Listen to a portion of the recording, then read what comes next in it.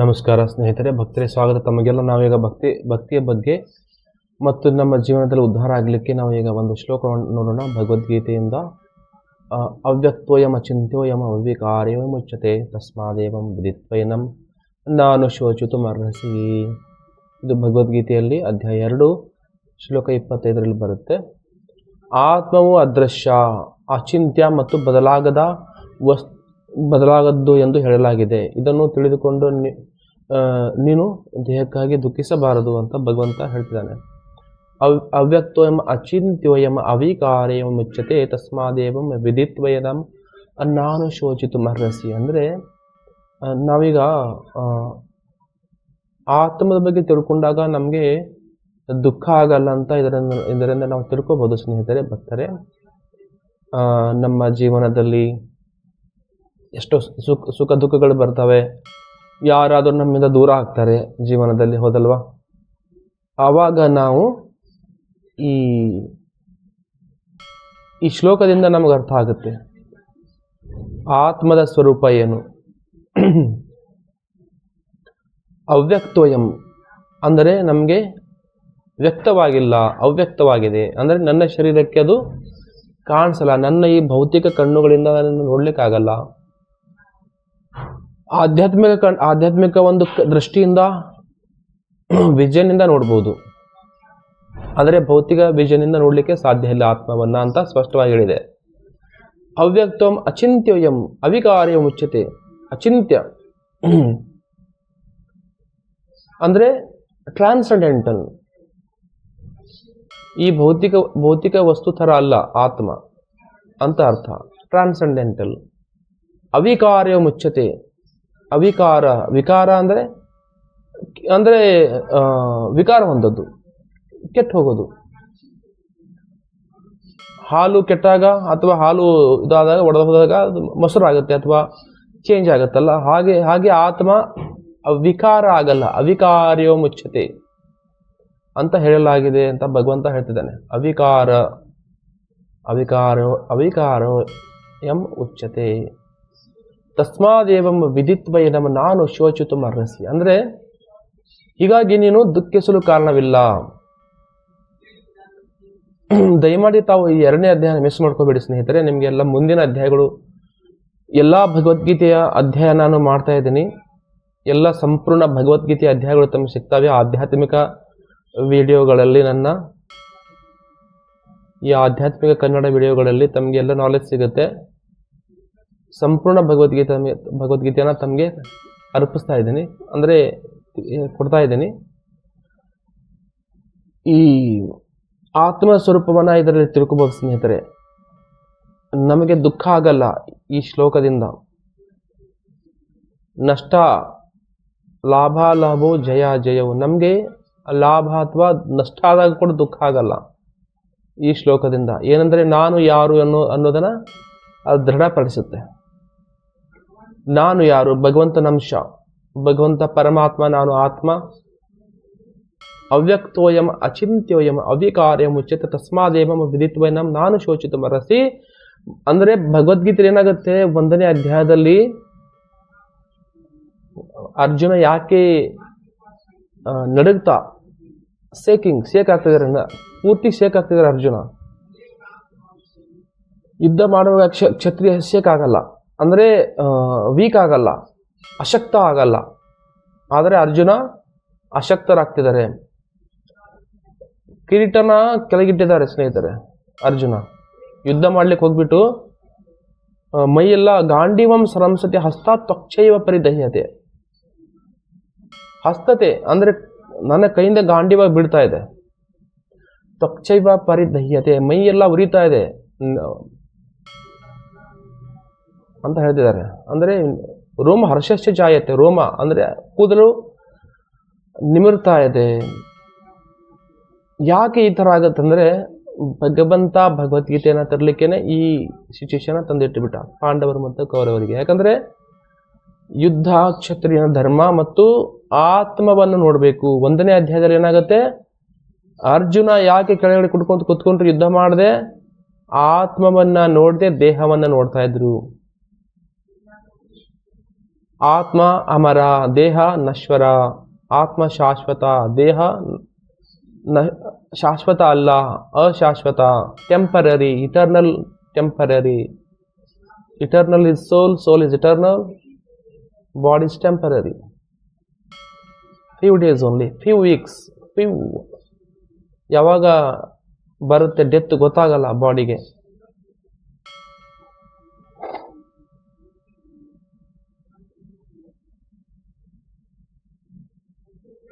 ಸರ್ವಗತ ಸ್ಥಾಣುರ ಅಚಲೋಯಂ ಸನಾತನ ಅಂತ ಹೇಳಿದೆ ಭಗವದ್ಗೀತೆಯಲ್ಲಿ.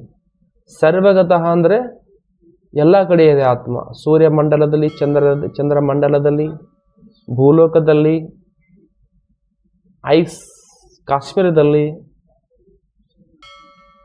70 ಡಿಗ್ರಿ ಸೆಲ್ಸಿಯಸ್ ಅಲ್ಲಿ ಕೂಡ ಆತ್ಮ ಇರುತ್ತೆ. ಸೂರ್ಯ ಮಂಡಲದಲ್ಲಿ ಆತ್ಮ ಇದೆ. ಸೂರ್ಯ ನಿಮ್ಮನ್ನ ಸುಡಲಿಕ್ಕೆ ಸಾಧ್ಯ ಇಲ್ಲ ಸ್ನೇಹಿತರೆ. ಸೂರ್ಯ ಇಷ್ಟು ನಮಗೆ ಇಷ್ಟು ಸೆಕೆ ಆಗುತ್ತೆ, ಅಥವಾ ಸೂರ್ಯ ಇನ್ನೂ ದೂರ ಇದ್ದಾರೆ. ಆದರೆ ಆತ್ಮನ ನಿಮ್ಮನ್ನ ಸೂರ್ಯ ಸುಡಲಿಕ್ಕೆ ಸಾಧ್ಯ ಇಲ್ಲ. Never burnt. ನಿಮ್ಮನ್ನ ಸೂರ್ಯ ಸುಡಲಿಕ್ಕೆ ಸಾಧ್ಯ ಇಲ್ಲ. ನಿಮ್ಮ ದೇಹ ಸುಡುತ್ತೆ. 84 ಲಕ್ಷ ಜೀವರಾಶಿಯಲ್ಲಿ ರೊಟೇಟ್ ಆಗ್ತಾ ಇರುತ್ತೆ, ಹೋಗ್ತಾ ಇರುತ್ತೆ ಬೇರೆ ಬೇರೆ ದೇಹಕ್ಕೆ ಆತ್ಮ. ಅಂದರೆ ಇಲ್ಲಿ ಭೌತಿಕ ಜಗತ್ತಲ್ಲಿ ಇರೋವರೆಗೂ. ನೀವು ಆಧ್ಯಾತ್ಮಿಕ ಲೋಕ ಹೋದಾಗ ಅಲ್ಲಿ ಏನಾಗುತ್ತೆ, ಆಧ್ಯಾತ್ಮಿಕ ಶರೀರ ಸಿಗುತ್ತೆ, ಅಧ್ಯಾತ್ಮ. ಆವಾಗ ನಿಮಗೆ ಈ ರೀಸೈಕಲ್ನ ಬರ್ತ್ ಅಂಡ್ ಡೆತ್ ಇರಲ್ಲ, ಮಿಸರೀಸ್ ಇರಲ್ಲ, ಇಟರ್ನಲ್ ಹ್ಯಾಪಿನೆಸ್. ಸತ್ ಚಿತ್ ಆನಂದ. ಸತ್ ಅಂದರೆ ಶಾಶ್ವತ, ಇಟರ್ನಲ್. ಚಿತ್ ಅಂದರೆ ನಾಲೆಜ್, ಕಂಪ್ಲೀಟ್ ನಾಲೆಜ್. ಆನಂದ ಅಂದರೆ ಇಟರ್ನಲ್ ಹ್ಯಾಪಿನೆಸ್. ನೀವು ಭಗವಂತ ಈಕ್ವಲ್ ಆಗಿದ್ದೀರಿ. ಹೇಗೆ? ಕ್ವಾಲಿಟಿಯಲ್ಲಿ, ನಾಟ್ ಇನ್ ಕ್ವಾಂಟಿಟಿ. ಪ್ರಮಾಣದಲ್ಲಿ ಈಕ್ವಲ್ ಆಗಿಲ್ಲ, ಸೇಮ್ ಅಲ್ಲ.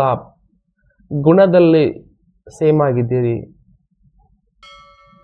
ತಂದೆ ಮಗ ಒಂದೇನೆ ಮತ್ತು ಬೇರೆ ಬೇರೆ ಕೂಡ ಹೌದು. ಹೌದಲ್ವಾ? ತಂದೆ ಮಗ ಒಂದೇನೆ ಮತ್ತು ಬೇರೆ ಬೇರೆ ಕೂಡ ಹೌದು. ಅಚಿಂತ್ಯ ಭೇದ ಅಭೇದ ತತ್ವ ಗೌಡಿಯ ಸಂಪ್ರದಾಯದಲ್ಲಿ ಬರುತ್ತೆ. ಅಚಿಂತ್ಯ ಭೇದ ಮತ್ತು ಅಭೇದ ತತ್ವ. ಭೇದ ಅಂದ್ರೆ ಡಿಫರೆನ್ಸ್, ಭೇದ ಅಂದ್ರೆ ಅಭೇದ ಅಂದ್ರೆ ನಾನ್ ಡಿಫರೆನ್ಸ್. ಏನು ಡಿಫರೆನ್ಸ್ ಇಲ್ಲ ಭಗವಂತನಿಗೂ ನಮಗೂ, ಮತ್ತು ಡಿಫರೆನ್ಸ್ ಕೂಡ ಹೌದು. ಹೆಂಗೆ? ಗುಣ ಮತ್ತು ಪ್ರಮಾಣದಲ್ಲಿ. ಪ್ರಮಾಣ ಸಮುದ್ರ ಪ್ರಮಾಣದಲ್ಲಿ ದೊಡ್ಡದು, ಆದರೆ ಗುಣದಲ್ಲಿ ಸಮುದ್ರ ಉಪ್ಪಾಗಿದೆ. ಒಂದು ಹನಿ ಕೂಡ ಉಪ್ಪಾಗಿದೆ, ಸಮುದ್ರ ಹೋಲ್ ಸಮುದ್ರ ಮತ್ತು ಉಪ್ಪಾಗಿದೆ. ಆ ಥರ ಎಕ್ಸಾಂಪಲ್ ಇದು.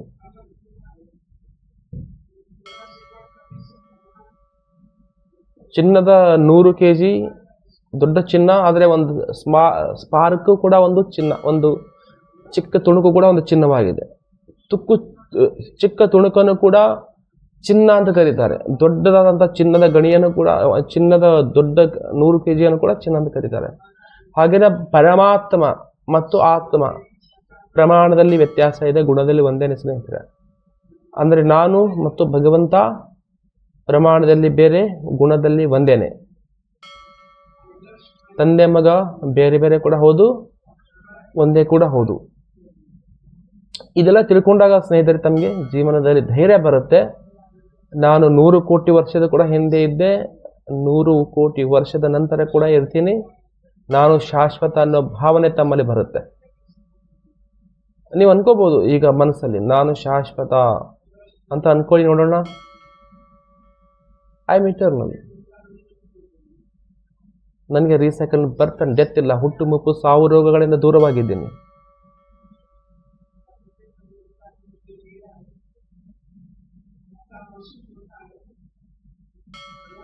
ಈಗ ನೋಡಿ, ನಾವು ಎಷ್ಟೋ ಸೈಂಟಿಫಿಕಲಿ ರಿಸರ್ಚ್ ಮಾಡ್ತಾರೆ, ಆದರೆ ನಮಗೆ ಇಟರ್ನಲ್ ಬಾಡಿ, ಶಾಶ್ವತ ಬಾಡಿನ ರಕ್ಷಣೆ ಮಾಡಲಿಕ್ಕೆ ಆಗಲ್ಲ. ಯಾಕಂದ್ರೆ ಈ ಭೌತಿಕ ಜಗತ್ತು ದುಃಖಾಲಯಂ ಅಶಾಶ್ವತಂ. ನನ್ನ ಒಂದೇ ಒಂದು ತಪ್ಪು ಏನಂದ್ರೆ, ನಾನು ಭಗವಂತನಿಂದ, ವೈಕುಂಠ ಮತ್ತು ಗೋಲೋಕದಿಂದ ಬಿಟ್ಬಿಟ್ಟು ಇಲ್ಲಿ ಬಂದ್ಬಿಟ್ಟಿದ್ದೀನಿ ಸ್ನೇಹಿತರೆ. ಅಲ್ಲಿದೆ ನನ್ನ ಮನೆ, ಇಲ್ಲಿ ಬಂದೆ ಸುಮ್ಮನೆ. ಇಲ್ಲಿರುವವರೆಗೂ ನನಗೆ ದುಃಖ ಇದ್ದೇ ಇರುತ್ತೆ. ಯಾರು ಅದನ್ನು ತಡೀಲಿಕ್ಕೆ ಸಾಧ್ಯ ಇಲ್ಲ.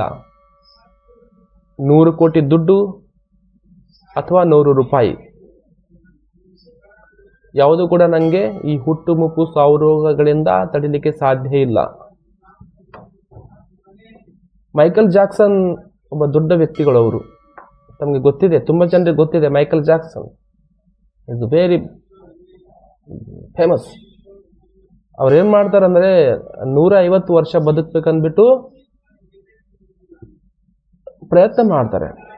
ಅವರ ಊಟದಲ್ಲಿ ಆಗಲಿ ನಿದ್ದೆಯಲ್ಲಿ ಆಗಲಿ ಟೋಟಲ್ ಚೇಂಜಸ್ಸನ್ನು ತರ್ತಾರೆ. ಯಾಕಂದರೆ ನಾನು ಅಟ್ಲೀಸ್ಟ್ 150 ವರ್ಷ ಬದುಕಬೇಕು. ಮೈಕಲ್ ಜಾಕ್ಸನ್ ಹತ್ರ ಎಷ್ಟು ದುಡ್ಡಿದೆ? ತುಂಬ ದುಡ್ಡಿದೆ, ತುಂಬ ದುಡ್ಡಿದೆ ಅವ್ರ ಹತ್ರ. ಆ ದುಡ್ಡನ್ನು ಇಟ್ಕೊಂಡು ಅವ್ರು ಏನು ಮಾಡಿದ್ರು? ಬದುಕಿದ್ದೆ ಸಮ್ ಇಯರ್ಸ್, ನಾಟ್ ಏನು ಅವರು 80, 90, 100 ಇಯರ್ಸ್ ಕೂಡ, 100 ವರ್ಷ ಕೂಡ ದಾಟಲಿಲ್ಲ. ನಾವು ಇಲ್ಲಿ ಶಾಶ್ವತವಾಗಿ ಇರಬೇಕು ಅಂತ ಪ್ರಯತ್ನ ಮಾಡಿದಾಗ ನಮಗೇನಾಗುತ್ತೆ? ನಾವು ಪರಮಾತ್ಮನಿಂದ, ನಮ್ಮ ಮನೆಯಿಂದ ದೂರ ಉಳಿತೀವಿ ಸ್ನೇಹಿತರೆ. ನನ್ನ ಮನೆಗೆ ನಾನು ಹೋಗಬೇಕು. ಅದಕ್ಕಾಗಿ ಈ ಮನುಷ್ಯ ಜನ್ಮನ ಉಪಯೋಗ ಮಾಡ್ಕೋಬೇಕು, ಯುಟಿಲೈಸ್.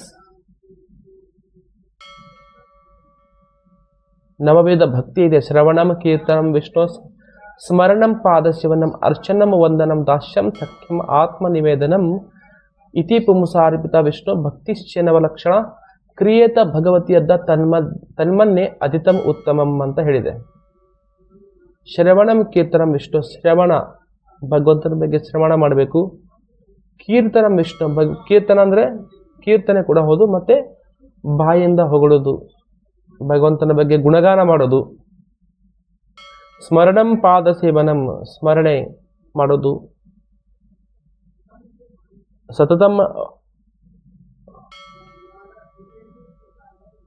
ಸತತವಾಗಿ ಸ್ಮರ್ತವ್ಯಂ ಸತತಂ ವಿಷ್ಣು ವಿಸ್ಮರ್ತವ್ಯಂ ನ ಜಾತು ಚಿತ್ ಅಂತ ಹೇಳಿದೆ. ಸ್ಮರ್ತವ್ಯಂ ಸತತಮ ವಿಷ್ಣು ಅಂದರೆ ನಮ್ಮ ಹಾರ್ಟಲ್ಲಿ, ಅಂದರೆ ಫುಲ್ ಹೃದಯದಲ್ಲಿ ಇಟ್ಕೋಬೇಕು ಭಗವಂತನ, ಮನಸ್ಸಲ್ಲಿ ಮೆದುಳಲ್ಲಿ ಇಟ್ಕೋಬೇಕು. ಸ್ಮರ್ತವ್ಯಂ ಸತತ ವಿಷ್ಣು ವಿಸ್ಮರ್ತವ್ಯಂ ನ ಜಾತು ಚಿತ್. ವಿಸ್ಮರ್ತವ್ಯಂ ಅಂದರೆ ಮರಿಬಾರ್ದು ಅಂತ ಅರ್ಥ, ಮರಿಬಾರ್ದು ಅಂತ. ವಿಸ್ಮರ್ತವ್ಯಂ ನ ಜಾತು ಚಿತ್. ಹೀಗಾಗಿ ಸ್ನೇಹಿತರೆ ತುಂಬ ಸೆನ್ಸಿಟಿವ್ ಇದೆ. ಈ ಭಕ್ತಿ ತುಂಬ ಚೆನ್ನಾಗಿರುತ್ತೆ.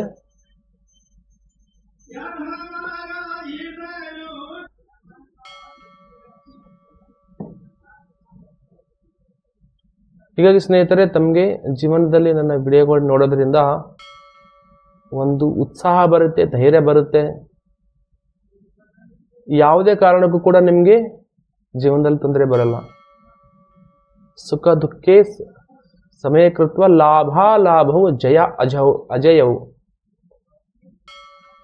ಲಾಭವು ಸಮಯಕೃತ್ವ ಸುಖ ದುಃಖೇ, ಸುಖ ಮತ್ತು ದುಃಖದಲ್ಲಿ ಸಮನಾಗಿರ್ತೀರ.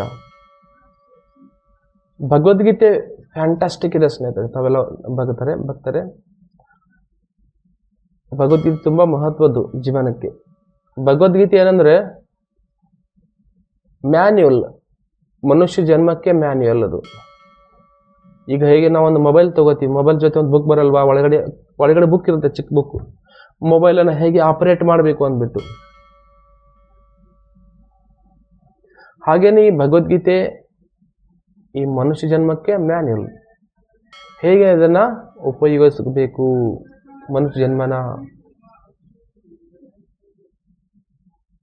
ಅಂತ ಸ್ಪಷ್ಟವಾಗಿ ಹೇಳಿದೆ ಭಗವದ್ಗೀತೆ ಸ್ನೇಹಿತರೆ.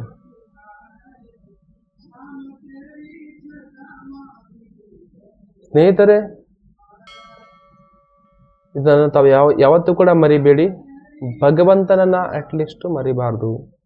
ನಾನು ಆತ್ಮ ಅನ್ನೋದನ್ನ ಸಾಕ್ಷಾತ್ಕಾರ ಮಾಡ್ಕೊಳ್ಳೋದು ಕಷ್ಟ ಆಗ್ಬೋದು, ಹೌದಲ್ವಾ? ನಾನು ಆತ್ಮ ಅನ್ನೋದನ್ನ ಸಾಕ್ಷಾತ್ಕಾರ ಮಾಡ್ಕೊಳ್ಳೋದು ಕಷ್ಟ ಆಗ್ಬೋದು. ಆದರೆ ಪರಮಾತ್ಮನನ್ನ ನೆನೆಸ್ಕೊಳ್ಳೋದು ಈಸಿ ಇದೆ. ಅದರಿಂದ ಸಂಪರ್ಕಕ್ಕೆ ಹೋಗ್ತೀವಿ ನಾವು. ಈಗ ಹೇಗೆ ಒಂದು ಕಬ್ಬಣ ಬೆಂಕಿ ಕೂಡ ಹೌದು, ಕಬ್ಬಣ ಕೂಡ ಹೌದು. ಹೌದವ್ರು ಕರೆಕ್ಟಾ? ಕಬ್ಬಣ ಬೆಂಕಿ ಕೂಡ ಹೌದು. ಹೇಗೆ? ಅದನ್ನ ಬೆಂಕಿಯಲ್ಲಿ ಇಟ್ಟಾಗ ಅದು ಕೂಡ ಬೆಂಕಿ ಆಗದ ಸ್ನೇಹಿತರೆ, ಕಬ್ಬಣನ. ಹಾಗೇನೆ ನಾವು ಭಗವಂತನ ಅಂಶನಾಗಿ ಭಗವಂತನ ಸಂಪರ್ಕಕ್ಕೆ ಹೋದಾಗ ನಮ್ಗೇನಾಗುತ್ತೆ? ವ್ಯಾಲ್ಯೂ ಬರುತ್ತೆ. ವ್ಯಾಲ್ಯೂ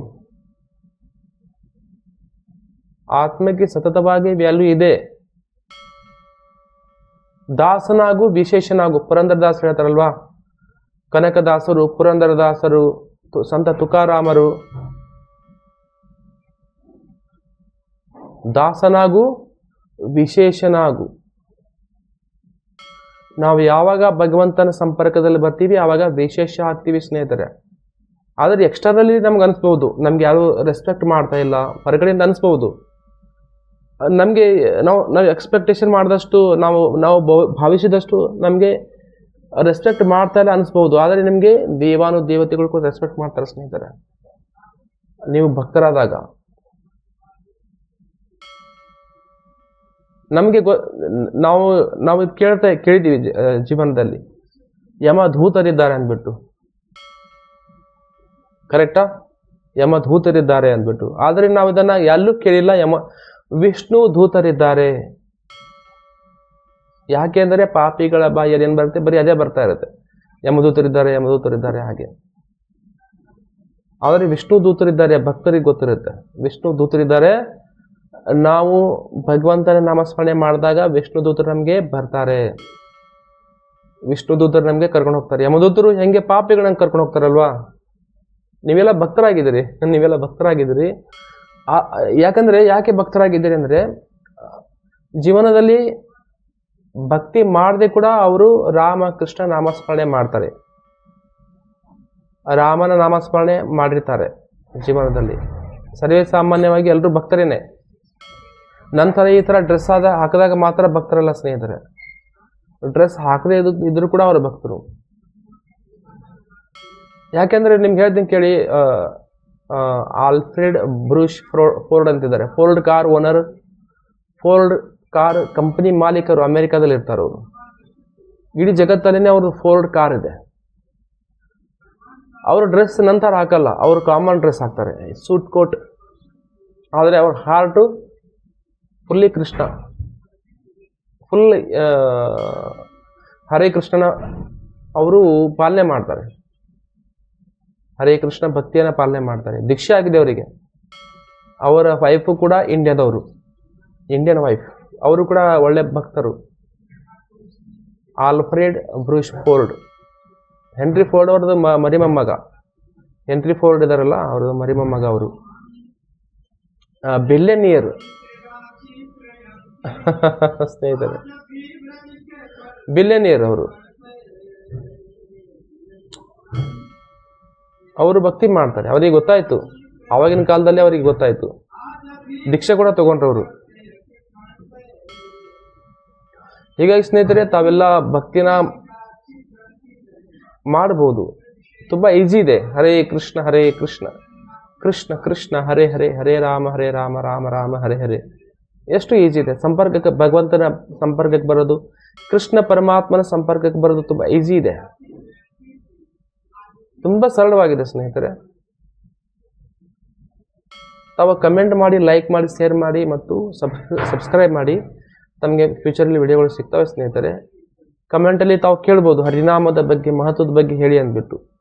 ನಾನು ಬೇಕಾದ್ರೆ ಹರಿನಾಮದ ಮಹತ್ವದ ವಿಡಿಯೋಗಳನ್ನ ತರ್ತೀನಿ ಸ್ನೇಹಿತರೆ. ಹರಿನಾಮದ ಮಹತ್ವ ಹೇಳಿಕೆ ನನಗೆ ತುಂಬಾ ಖುಷಿ ಇದೆ. ತುಂಬಾ ಇಷ್ಟ ಇದೆ ನನಗೆ ಕೂಡ ನಾಮ ಮಹತ್ವ. ನೀನ್ಯಾಕೋ ನಿನ್ನ ಹಂಗ್ಯಾಕೋ ನಿನ್ನ ನಾಮದ ಬಲ ಹೊಂದಿದ್ದರೆ ಸಾಕು. ದಾಸರು ಹೇಳ್ತಾರಲ್ವಾ, ನೀನ್ಯಾಕೋ ನಿನ್ನ ಹಂಗ್ಯಾಕೋ ನಿನ್ನ ನಾಮದ ಬಲ ಹೊಂದಿದ್ದರೆ ಸಾಕು. ಯಾಕೆಂದ್ರೆ ಭಗವಂತ ನೀನು ಬೇಡ, ನಿನ್ನ ಹಂಗೂ ನಿನ್ನ ಏನು ಬೇಡ, ನನಗೇನು ಬೇಕು? ನಿನ್ನ ನಾಮದ ಬಲ ಹೊಂದಿದ್ದರೆ ನನಗೆ ಸಾಕು. ಹಾಗೇನೆ ನಾಮದ ಬಲ ತುಂಬಾ ಮಹತ್ವ ಇದೆ ಸ್ನೇಹಿತರೆ. ಹರೇ ಕೃಷ್ಣ ಕೃಷ್ಣ ಕೃಷ್ಣ ಹರೇ ಹರೇ, ಹರೇ ರಾಮ ರಾಮ ರಾಮ ಹರೇ ಹರೇ. ಧನ್ಯವಾದ ಸ್ನೇಹಿತರೆ.